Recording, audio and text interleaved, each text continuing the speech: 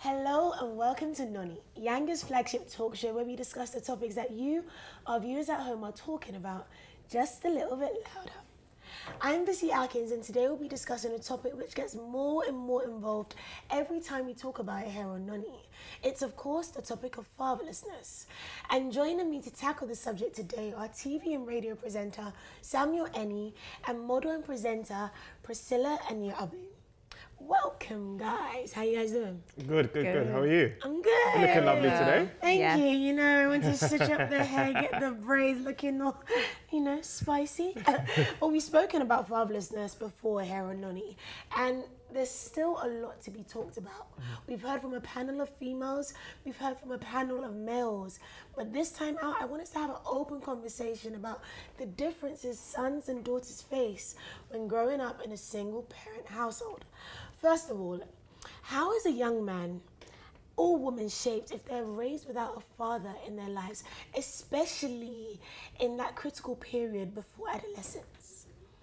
Am I taking this one first? You take it. Kick it off.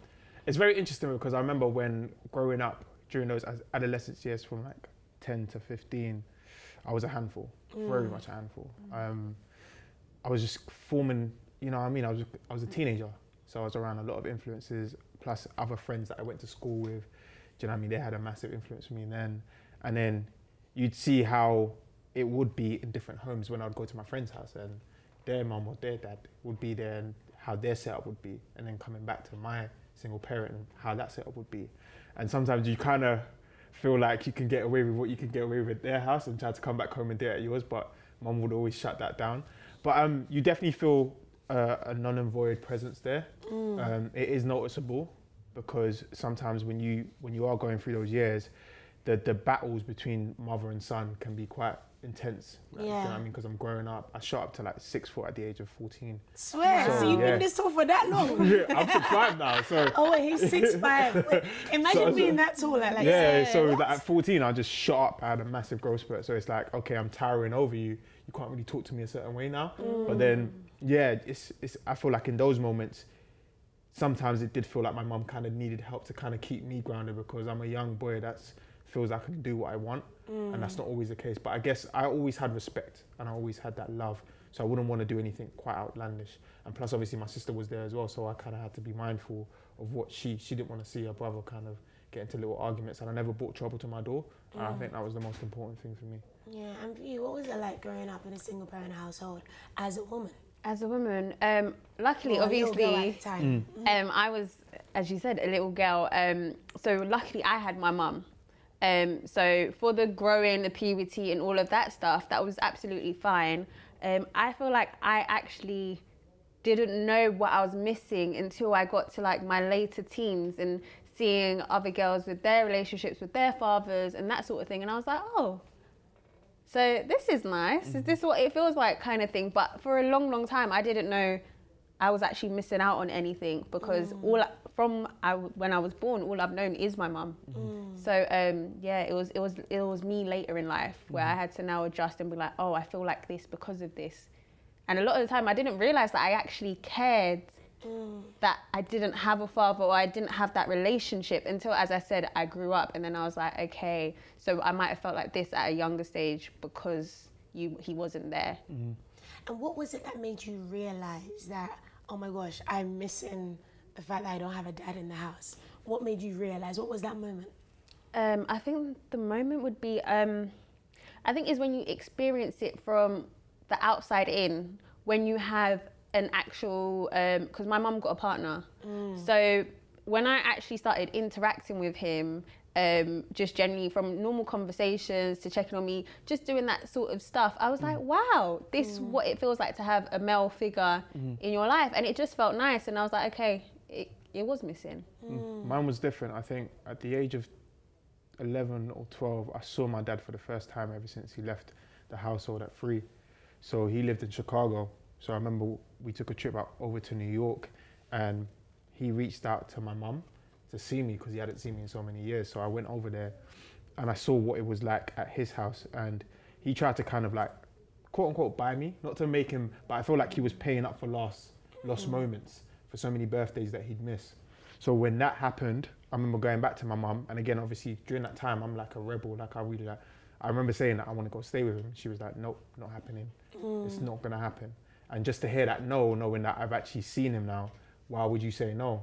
I didn't get it then, but obviously I understood it now as I got older. But that moment, I was definitely very angry. That I was like, why wouldn't you let me go? Yeah, and I feel like my experience differs from you as a female, because when I now saw guys or men in the household, not particularly my household, but like in my friend's household, it wasn't really envy that I had. I was just like, but why are they there? Like, I don't understand. It made me feel uncomfortable. I was just like, but we don't actually need all of this testosterone. Like, we really don't. Because I wasn't used to it. Like, and I remember there was a time where I went to one of my friend's house at the time, and I was chilling. I think, not even that I was chilling, I was studying. And I was preparing for an exam or something. And then the girls were in the kitchen, but I was doing what I needed to do because I knew I had a test. And then the man in the house said, shouldn't you be in the kitchen? Oh, well, that time I wanted to look, if not for the discipline and the respect that my mum had instilled in me, I was just gonna be like, why are you not in the kitchen? Really, I was just thinking. And I feel like, for me, it wasn't like I missed it. I didn't see a need for them. I didn't see a need. I was just like, but why are you here? Like, I've been able to do all by myself, or with the help of my mom. I've been able to do everything that I need to do and become the woman that I am without having that father figure. So what's your purpose? And I knew that that was bad when it got to, for me, my realization that I needed a father figure was when it came to romantic relationships specifically. Yeah. And I feel like that differs for males, because it may not be when it comes to a romantic relationship, it could be just how to be a man. Because there's only so much your mum can do. She can do great. I mean, mums always do great, but there's only so much they can teach you. So I want to know what it's like when you actually realize that, okay, I need my dad, and how it made you feel when you realized that you didn't have him. I think I said on the last one, it was more to do with like money management and finances. Because I remember the first day I got my NI card and I was able to work. I was like, all right, cool, I can bring money, because I'd stopped asking my mum for money from like quite a young age. We're not going to discuss how I made money, but I'd stopped asking my mum from a young age to not really give me finances, because I feel like for me, she should just focus on herself and buy herself nice things. And I was just going to make sure that I look after myself. I think money management was a key, just to be innovative with ways of how you can make money without having to do anything that might be illegal. I think that was important, because that's something you should instill in your son. And those times, obviously now, present day is completely different. There's vast more majorities, vast more opportunities for a son or a child to actually make money. Look at the internet, look at YouTube, look how many YouTube sensations that we have. But we didn't have that back then. The internet was just forming and no one really knew how to navigate between that. So I think the importance of understanding the value of how to just take care of yourself, you know what I mean? Because you never know what could happen tomorrow. So that was where, you know, man-to-man talk would have been needed. Yeah, for sure. And for you? Like when did you feel like you needed your dad? Or when was that? When do I feel like, I think a bit like you, I still to this day, I don't feel like I need you. Like I've done it all. My mum's been my rock. That's all it is. And I feel like it's had an opposite effect. Like, as you said, like now I just feel like I'll give you respect because you're my dad, and my mum's never said a bad word about you. However, it's just like, I just feel like you kind of can't tell me nothing. And I feel like that's the attitude I have with men in general. Like, it was like, I will respect you, but you're not gonna have control over me. You're not gonna tell me what to do, when to do, I will do it on my own, how I like it. You respect me, I respect you. That's all it is. But you're not gonna have power over me. And do you think that attitude and that perspective that you have, where a guy can't tell you nothing, not that they can't tell you nothing, but you can do it by yourself, came from you not having your dad to be there to tell you anything? I think 1000%, because all I did see was my mum working hard. And the thing is, one thing one of my friends actually said is, because all I've known is my mum being just by herself. So for the majority of my childhood, she wanted to focus on us. She didn't want to be with anyone. So I was very closed off with my emotions and my feelings. And I was just all about working. And she was just like, what you don't realize is the reason why you might back off in like an emotional relationship is because you're a reflection of your mum. All you think about, all you see is just work to be a success. There's no romance in it. There's no nothing like that. So you're not really, you're exposed to a family love, but you're not exposed to a love within the household in terms of male and female. So I was like, oh, I didn't actually realize that. Yeah. Makes sense. Isn't it? That's actually so deep. Because even with me, I'm just like, the reason why I would have been so not unemotional, but like my emotional intelligence would have been a bit on the lower spectrum, or my expressiveness and me just being soft is because when you look at your mum working so hard, that's all you see. So we have the resilience, we have the strong-mindedness, we have the thing that we have to succeed, The work because ethic. that's what we see. And if we did see a balance where your mum's working hard, but she's also being twisted, saying, baby, I love you, I like you, maybe we would have been more softer. That's really, really interesting, and we can talk and talk and talk, and we will talk a little bit more, but we need to take a short break now. But when we do come back, I want to ask my panel what they think specifically about sons and daughters growing up without a father in the Black community. See you in a little bit. Welcome back to Noni with me, Bisi Atkins, and my guests Priscilla Anyabu and Samuel Eni. So before the break, we discussed the personal experiences of my panel and what they've experienced on a personal level. Now I want to look at the community as a whole. Guys, what is the situation of absent dads in the UK Black community? As in, like, how severe do you think it really is? That's a good question. Firstly, I want to big up my mum, because I feel like in other times I wasn't bigging her up, but mum's number one in my life. I know for me, sorry to cut you, but go on. I think it actually is quite severe because growing up, if you had a dad in the house, it was like, rah, your dad's Yeah. Facts. So I was like, 100%. We have a dad in the house? Yeah. That's the thing? I didn't know. It was such an anomaly. Exactly. So there not being a dad present was the norm. Yeah. But it's so crazy as well, like when you ask them or friends, we're like, well, you don't have a dad. It's weird to them. That complex, that dynamic for growing up, because they've grown up in a two-parent household. To see a friend that they know and love to grow up as just in a single-parent household. It's always that awkward conversation. Where's your dad?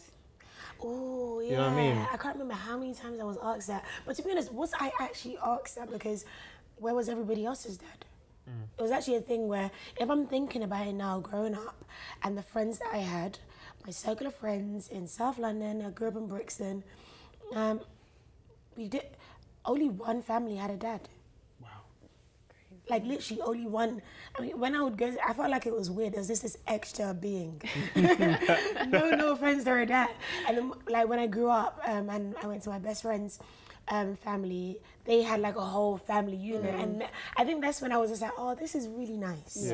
Because when you think about, oh yeah, this would have been nice to do Christmas, and they were really like excited about festive seasons and all of those celebrations because they had that unit, and the dad was set at the top of the table, like you see like either Medea or those family movie things. Like, oh, this is actually really, really, really nice. So I do think it's quite severe. I do think it's quite bad.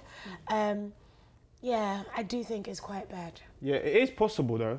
We've seen it. Like I've definitely seen it through my circle of friends. Like it's very much possible. A dad can stick around, but more times than none, it's not always the case. For whatever the reason is, it's just null and void. He's not there. He's not present. And it always boils down to question like what actually happens to, why is it such a thing where it's, even though it's cliche, but why is it such an occurrence, and why has it become the norm as well for Black fathers to be absent in the families? It's a sad reality when you think about it, really. And I know, like, obviously in my case, like my mum's never talked bad or never like not encouraged my dad to see me or something like that. But then, as you said, when you look further out and looking at each person's different upbringing and situation, it's just like, how is it that so many of us actually have this mutual experience? It's crazy. And I know for me, people always, because I don't speak about my dad, so people always try to like approach it because they won't know whether he's dead or whether he's just not here. Obviously being African, a lot of them, like my dad lives in Uganda, so I never see him, I'll never really talk to him. But I know for different people, it's just like, what's the situation? How did it get like this? Because there are dads as well, now we see, that want to be in their child's life. So is it now the mum as well that's kind of helped like create this unbalanced dynamic. So we can't always just look at the dads too. Yeah, every setup is different. I would say for my mum, she's actually tried to fight for having a relationship between me and my dad. At a point, I was a bit apprehensive because I'm like, why are you here? Like, I don't really need you. My mum's done what she's needed to do. Yeah. But then obviously growing up, it's like, I don't have no resentment towards him. Yeah. I would be happy to have a relationship with him because you never know. Tomorrow's not promising to nobody. And I just don't like that feeling. If he did pass on, what would I have said? Yeah. Rather than we have the opportunity now, mend that. But I know for a fact, I made a promise to myself a long time ago, I'm going to be involved in my child's life when I do have kids. I don't have kids, by the way. Just putting it out there for possible suitors. And I feel like another thing that has made it a little bit, we were bonded by trauma over the same situation, but then the reason why we still have to ask why is because I feel like in Black communities or in African and Caribbean households, we're not really open about our trauma. We don't have that space for open dialogue about the things that affect us. I don't think I ever asked my mom, where's my dad? I don't think she ever came to sit down and explain to me, this is what happened. And I think because we don't, and I don't know if that's the same for you, or I don't know if that's the same for you, but it's just like, I feel like because we don't have that open dialogue, it's kind of, it hinders us to be able to speak and to be able to evolve and be able to heal from the facts of the things that we do not know. And I do want to know, like you've said strongly, like you've made a vow that you're always going to be in your kids' lives, right? Yeah. Do you feel like in the future generations, or let's say starting with our generation, when we do start to produce and do start to have kids, that we'll have more present fathers because of the experience of absent fathers? Or do you think it will continue? I would like to think yes, especially with the circle of friends that I've been around or that I surround myself with. But not everyone else might feel as strongly as me. Certain situations might not have that where, you know, the baby mum or the person that they're with, they just drift apart. And sometimes it can happen. But for me, I was quite adamant that this is something that's why, again, choosing a life partner it's a process. It's a process. Important. Like you have to be very sure about if you're going to have intercourse with this person and you're going to have a baby with this person, you need to know that is this the person that you want to be with long term and can have a relationship that even if you two are not together, the child is not going to say, where's my dad? Like very much present, and co-parenting is very much possible. But I feel like having a whole family is something that we should all strive for. I don't feel like it should be something that, you know, we should just close the door on because it's like, oh, our mothers did it or our fathers did it by themselves. Why do we feel like we need to have a complete family? But to me, why not? Like, why not? That's how it's meant to be. Yeah, why not? What's wrong with that? What's wrong with actually having all of you at the table all at once, or all of you coming together? What's wrong with that? Yeah. And I feel like we need to challenge that. I need to change the perspective and the dynamic. And I do agree with you. I feel like it should start with our generation. It definitely should. And I want to touch or go back a little bit to the guys versus girls, not guys versus girls, but just how fatherlessness affects males and females differently. So you've got a sister, right? And you've got a brother, and you both grew up in the same household. Looking at your siblings, do you feel like you guys experienced the same thing? Obviously you did experience the same household growing up, but did it affect you in different ways that you guys can attest to? And if so, what were they? I think it's interesting because the relationship that my mum and my sister has, very strong. They're pretty much sisters. I see that as she's grown older because obviously there's certain things that I won't understand that my mum would understand because they're both being female. So I guess for her, it's just, she's viewed it as with her dad, it's like, he's not here, so it is what it is. My mum's here. That's all I need. That's all I'm ever going to need. But I always try to have conversations with her because I feel like it's important that, obviously being the oldest in our family, what do you want out of life? I always try to have those really meaningful conversations. And she's dating now, and she was open enough to say, look, I am actually seeing someone. I do have a boyfriend. It's like, okay, cool. I'm happy you came to tell me. That's what I'm very much happy about. I don't want you to keep that a secret from me. I want to know what's going on in your life. So then that way, any advice that you might need or want, I can give that to you. I think for me is, me and my brother had that conversation obviously later in life, and he actually had a relationship with my dad. So I think it was a bit different there because you go from being someone's everything to now not having that communication at all. So I feel like that definitely obviously did hurt him a lot. And as you said, growing, puberty and things like that, there's certain stuff that you would rather go to a man for than go to your mum. Just because it's like they've never been through it. How do you now approach this situation? So I feel like he very much did need him at points of life, which I think every young man would need their father at some point in their life. So I feel like our experience is very different, whereas I felt like I don't need him, whereas he feels like, oh, I wish you could have been here because then you could have got me through this. So I feel like that's very important. But in my household, we're very like close-knit. Like a lot of people, like my brother is my best friend, like that is it. So we've had quite an open dynamic. So we pretty much discuss everything. Like my mum's like, if you don't talk to me or your sister, or if you don't talk to your brother or me, then who else are you going to talk to? But then again, the talking stays in the house. Do you know what I mean? Like any household.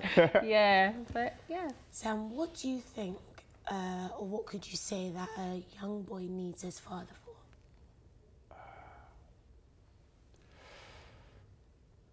I think lessons on how to be a man quite early. I think those conversations should start from a very young age. Just playing out with your dad. You know what I mean? Just having those experiences. You know, if there's a trouble, you can turn to your dad. I think those innocent but small things are very, very important. They go a long way. Just being able to probably even cook. You learn that from your mum. What? Don't your dad know a dish that you can cook as well, that he can teach you? Just those small things, I feel like they have long-lasting effects for young men that are growing up. And yeah, again, just dealing with day-to-day life, relationships, finances, how to get a job. I think it's just always interesting to hear from the man's perspective, because when that's not even in the equation, you can't even tally. All you have is your mum, and not to say that your mum is wrong, but it would be nice to hear. Or what do you think? Yeah, what do you think, Dad? How was it like for you coming to this country, trying to find a job, trying to work 2 jobs, or like what was that like for you? How did you support mum, or how did you support us? We never got those questions or those answers. We've only had to ask our mum for that. And not to say obviously mothers are the best. But, they are. You know what I mean? I just feel like as a young boy growing up, there should be that presence there, that figure there. But again, it starts with our generation. Instead of you, what do you think a young girl needs her dad for? I think it would be just how to interact with the opposite gender. How to interact with men in general. And it's because that's basically the first man that you will ever fall in love with. So it's just how to maneuver around certain situations. I know our mums are obviously talking from a female point of view, but okay, as a man, how might this man be thinking? Because we can be saying they think like this, act like this, but he's actually the man. He'll be like, this is the situation. It's a real life. He's lived it. So he'll be like this and that. So I just think, just how to interact with the opposite sex and just showing a representation of love and how 2 people can interact together. And I think definitely just how to be respected, how to be loved, how to be cherished, how to be just how you should interact, like you said. I think that's really, really, really important. And just growing up, I feel like every young girl needs to know what it's like to be just loved by a man in a non-exploitive way. And unconditionally. Unconditionally, like really to be so, oh my gosh, you're my princess, you're my queen, you're my this, you're my that, oh my gosh, I love you. It just, it's nice. It feels nice. It's really, really nice. And I feel like just having that balance, because you know your mum's gonna pour out love to you all the time. Mums are just nurturing by nature. Literally, that's what they do. Just to see that from the guys, and even just to be taught how to like do a title, like we spoke about on the other episode, just to be taught how to change this and just to be taught different things. I think the reason why we have male and female, the reasons why we have a mum and a father, the reason why we have is because they each play a specific role. And there's only so much an individual can play both roles for. And we don't want to be able to, we don't want to have lapses, we don't want to be inadequate, we don't want to have these things where we just have to make it when we don't need to. So everyone's role is very important, and I feel like it's really good that we're having this discussion because it just allows there to be a space for discussions like this to be had. So I just want to thank you guys so much for sharing with me.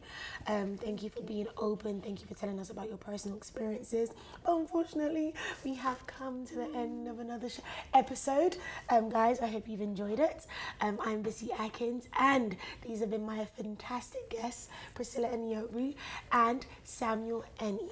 Thank you for joining us. And also, don't forget, every single episode of Noni, past and present, is online on yangatv.com. So wherever you are in the world, you can see this show and other great content from Yanga. We would also love you to join in our conversations at Noni Chat on Instagram and on Facebook and on Twitter at Yanga_TV.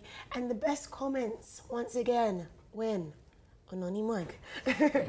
Join us soon for more entertaining chats, and we will see you soon. Peace out.